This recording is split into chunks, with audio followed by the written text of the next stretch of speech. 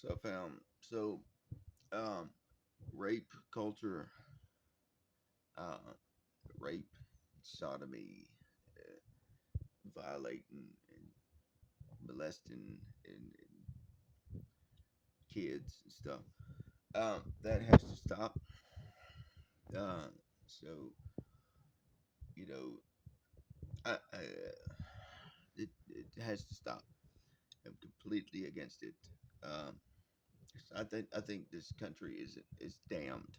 If somebody doesn't hate it bad enough to oppose it fully and completely go against it, it has to stop. So I consider things like pickup artistry and porn to contribute to the problem. So it's kind of rapey to go out looking to have sex as the main objective of your day, isn't it?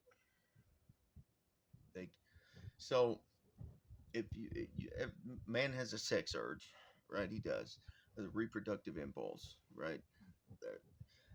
I don't even like the words. It's like an impulse, a compulsion, But you got Freud and people like that talk about it. But man wants to reproduce. Man wants to have kids. We could talk like regular language, like language that everybody would understand, and we'd be doing better than your top scientists in psychology, I think. So we started there. We're gonna go here.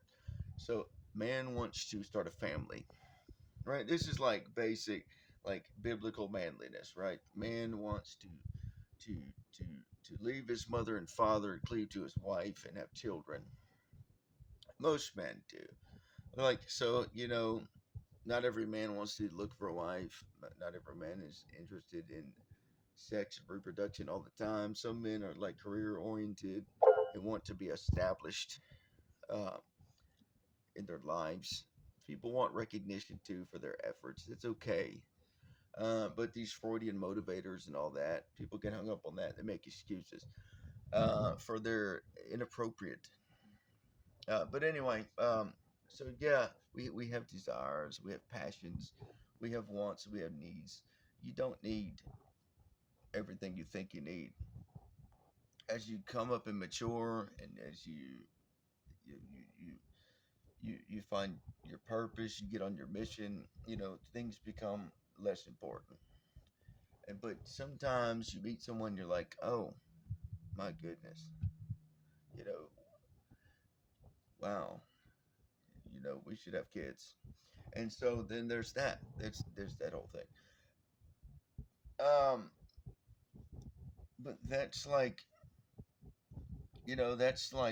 our norm, and that the world's norm is like hookups and prostitution and just ridiculous shit like that. Just sexual imagery everywhere.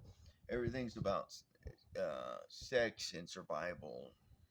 It's like the the the most it's, it's primal and primitive, and it's like not civilized. It's not um, enlightened. It's not. It's unillumined. So the illumined, they say, are like sex. Whatever. Sex isn't everything. Sex can be wonderful. It can be just awesome. In the right circumstances. But when it is, um, it's just not everything. Yes. So at this age, I'm 35, right? I started having sex around 17, and probably too young. Um, but some people look at it as like, well, what a late bloomer. I was 13. Ooh, I'm a man. It's like today your schooling is still 18. Way back when you might have becoming a man at 12, 13 years old. When your sexual development began, culture was different. Culture was different then, and so the land was different. So natural law, then got to give a little bit to and then there's spiritual. So to ignore the standard. We need to raise the standard, I think, to the point where we consider like what is the most reasonable thing. Well, people in school probably shouldn't be dating and marrying and having sex, right? If the marriage fails and all that kind of stuff, if the relationship fails, if whoever you're with, then you're stuck by yourself. So you need to finish your education. You need to get qualified to enter the workforce. You need to be capable, right? You need to to be a voter, be enter the military, to to work in law enforcement. You need to understand. You need to be literate. You don't need to be illiterate. Um, you need to be fully adult. You need to complete your education. And so adults shouldn't be looking at people who are in the middle of their, they're 14 and 15. The Virgin Mary was very young, right? 14, 15, whatever. But that was a different time. So, God knows best. People make excuses in the modern age. Um, so why am I saying this? So, people underage should not be considered. It's like, let's get tied in with stuff like that. And so also people who do not consent. So the law says today you can't consent before a certain age. So let's just make a universal standard in the USA that it is 18. Let's just make it simple. For reasonable folks, like 18 to 25, that's barely legal, but it's legal. Um, that's the beginning of legality. And so then there's like people in their 30s, 40s. You're like, why the hell, are you looking at anything else? In their 20s, why are they looking at anything but legal? So I know today, people want something else. They want to normalize something else. We just can't let them do it. You can't let them do it because I've given you reasons why, and I just think we're right to say that.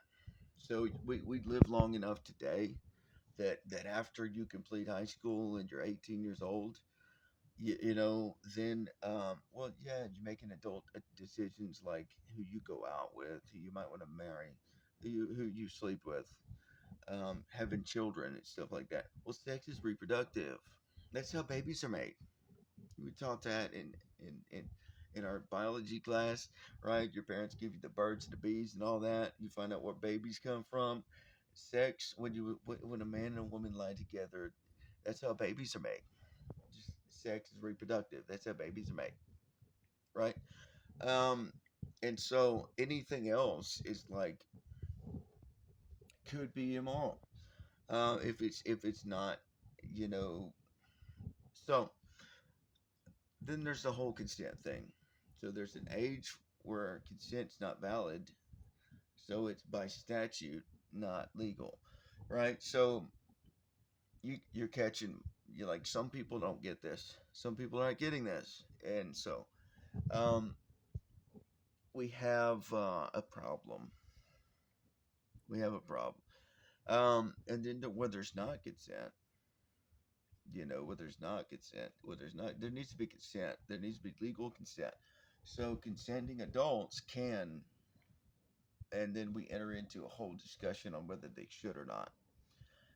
Some people say whether they're allowed or not. Well, whether there's adult consent, a free country, they're allowed to, but whether they should or not, right? So this is my morals and ethics and all that. Religion aside, each religion and each denomination or each sect has its own little thing where it says well, they can or they can't. We're not going to do that. They say, some people say, well, only married people can do that. So then you know what I mean? But that doesn't work for the whole of the country. I guess some people are not religious. So when we get into politics and ethics and we have these discussions in front of the masses, well, we have to go like let's set a standard and then we go from there. And whatever you decide you fall in with religion or whatever, it's whatever. But we start with uh, consenting adults are the only people that can have sex. Consenting adults are the only people that can have sex as a universal standard across America. That makes sense. The kids will do what they will do. It's hard to stop them when they get on their mind. I was young and whatever too, but probably should have been. So you know, it starts. Virtue is inculcated in youth. If there's gonna be change, right, a turning point in America type thing, it it starts from like heads of household, parents. You can't leave that to the government, to the institution of learning, and the teachers at school. You can't leave that to that. You can't just turn your kids over to other people and entrust their entire existence and future to strangers. So, how can you get to know who, and then you turn it over to religion, right? So that didn't really solve the problem either. So, as influencers, if you want to make a difference, you got to get into like where it all comes from. And so, when we don't have this under control, sexuality, well, then the whole thing's gone because these are so. Some say like motivators. Freud would say the most primary motivators, like the first couple of them, right? Of the two most primary and important, foremost, what's the word I'm looking for? Anyway, the most serious motivators is like the reproductive urge, right? So, uh, the sex impulse, right? So if we don't get into the brass tacks, if we don't get down into and look at these motivations behind human behavior, we don't solve any problems. So if we don't get sex looked at and say like we have to inculcate in youth, like if you're looking at future, so we have problems right now. So the people who are looking at youth and bringing forward into the next, if they have these values, well, they have to go, oh, we got to live up to our own standard. And then we got to look at who we bring up next and take care of that too. And like, maybe they do even better than we did, right? So that's how I look at it. It's like, well, let's right our wrongs. Let's not have a generational curse.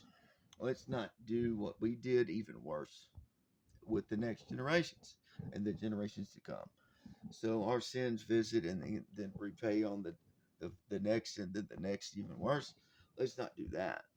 So let's get ourselves together and for whoever is before us, like they might even, we might have got away from. So then we ourselves look at, well, how do we deal with sex? What's going on with sex? And then what do we say to the next people who come up about sex? This is something important. Sex is an important subject. So as a nation, we've probably gotten a bit astray in the sex variety, in the sex in the sex sector, right? Um, so consenting adults are the only people who can have sex. Consented Consenting adults who consent to have sex with each other, say, we will have sex, and they both agree to it, are the only people that can have sex with each other, right? That's not a general rule of thumb. That is the law. That is the rule of law says that. We have to agree to that. So, whatever exceptions you have in mind, I can't help you with that. I don't give you any exceptions, right? Adults, 18 and up, no minors, no juveniles, and no rape, right? So seduction, coercion, and all that. Which whatever.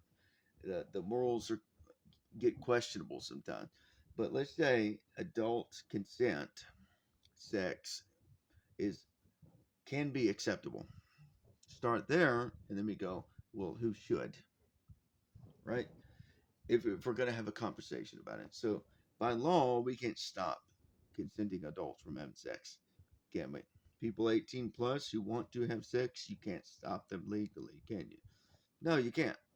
They go into their homes where it is acceptable to do so, where it is a private act. You cannot stop it by law. You can call the police and say, these two adults are having sex and no charges can be brought against them, right?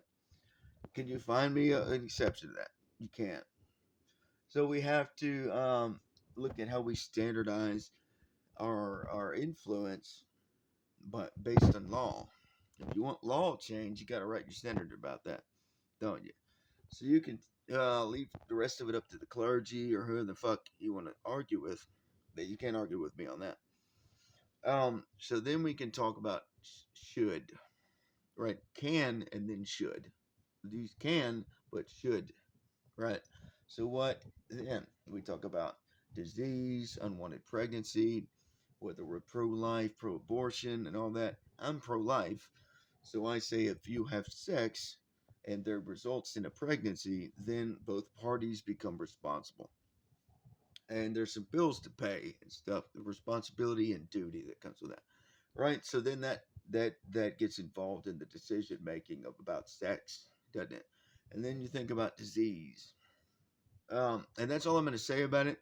From there, if you want to get a conversation going about that and specialize in that subject as an influence, you might change the world because we have gone astray in this subject. It is not taken seriously enough. It has become just immoral, just awful. Getting away from what I just said, I think. And this is my statement on the subject. These are my statements. This is my politics, my ethics on the subject. I think that it needs talked about.